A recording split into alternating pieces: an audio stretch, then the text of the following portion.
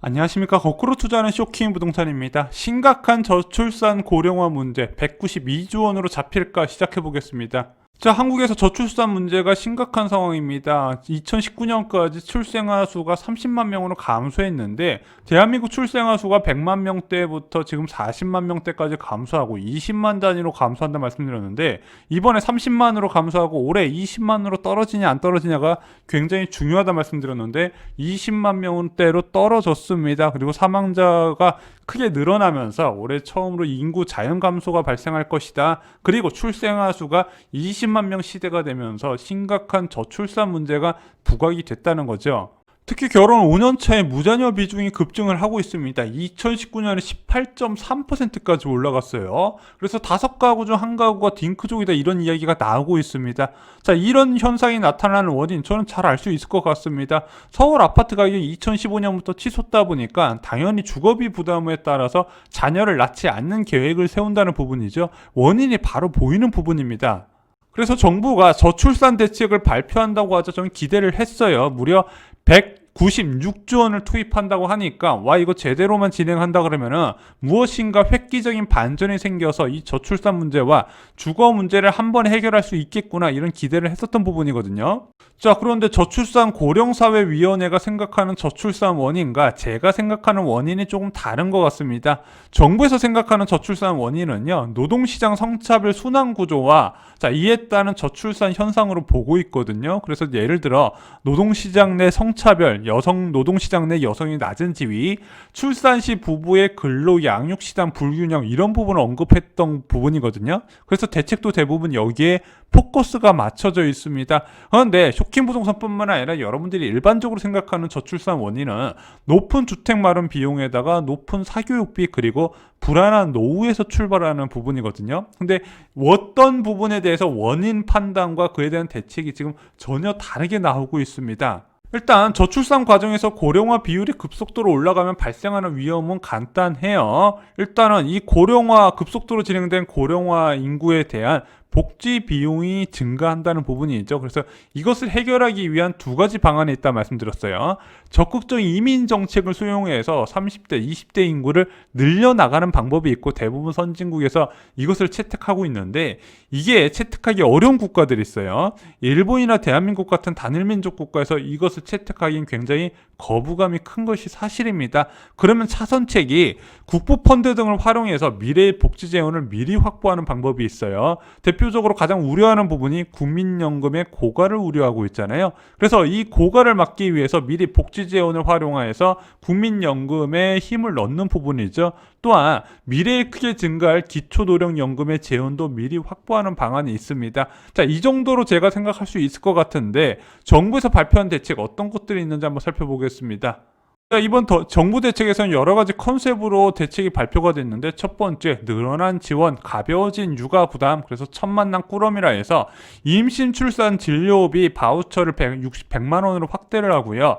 출생 시 조기 양육 비용을 200만 원을 추가 바우처로 지급을 하겠다고 합니다. 그리고 영아 수당을 도입을 해서 2020년도 출생아부터 도입하여 지원 금액은 단계적으로 인상 2025년에 월 50만 원씩 돈으로 주겠다고 해요. 그리고 육아휴직 급여를 최대 300만 원까지 인상 지원하고요.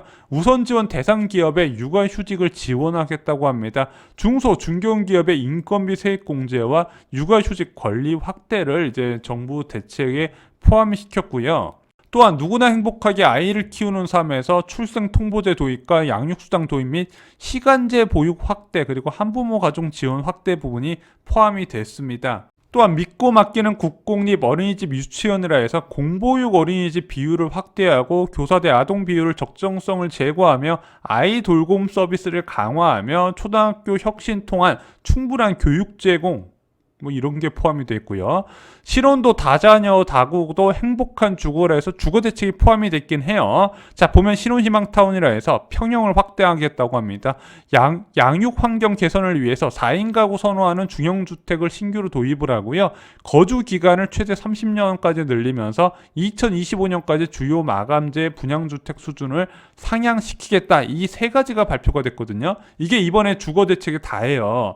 자, 근데 이거는요, 대통령이 임대주택 개편 지시에 따른 내용이 저출산 대책에 포함이 되어 있는 부분이고, 이건 전혀 새로운 내용이 아닙니다. 그리고 신혼희망타운 같은 경우는요, 워낙 작은 면적을 공급하다가 이번에 언론에 두드려 맞으니까 이번에 큰 면적으로 바꾸겠다는 게 은근슬쩍 들어간 부분이에요. 그런데 이거 1년에 2만 호씩 공급한다고 저출산 문제 얼마나 해결될까? 전 개인적으로 좀 의문이 들어갑니다.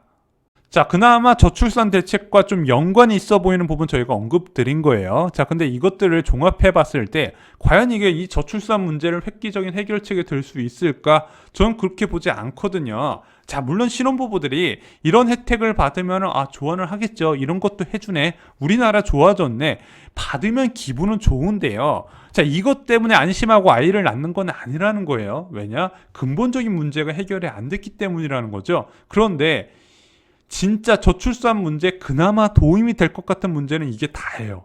그럼 그 다음부터 내용 보실래요? 자, 그 다음부터는 좀 이상한 내용들이 많이 포함이 되어 있습니다. 물론 이게 사회적으로 필요한 제도긴 한데 이게 저출산 고령화 대책에 포함이 되어더냐.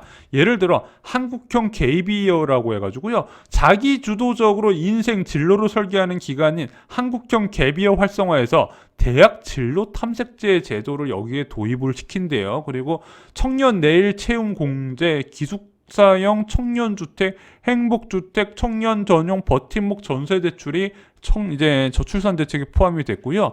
자, 성차별, 성희롱 피해 교육이라 해서 금전적 손해배상과 패스트트랙 부분이 저출산 대책으로 포함이 됐습니다.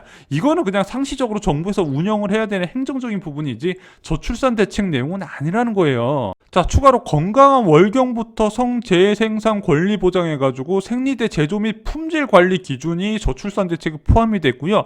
성평등 경영 공표화와 공정 채용 안내문, 익명 신고 제도도 저출산 문제에 포함이 됐습니다. 그리고 서울시 도시청력 지역 상생 고용사업 확대 및 사회적 경제 선도 대학 부분, 그리고 생활 SOC 사각지역 문제를 해결해가지고 지역별로 지역 활성화 방안도 저출산 대책이 포함이 됐습니다. 이게 뭐지?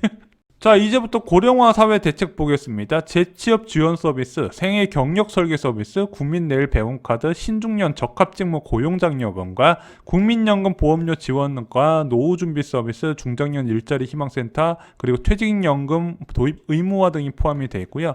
추가로 평생교육 바우처와 노인 일자리 사업, 기초연금 인상 부분과 디지털 배움처, 자원봉사 포털 사이트와 국민취업지원제도, 생계급여, 그리고 건강 인센티브제가 포함이 되어 있습니다.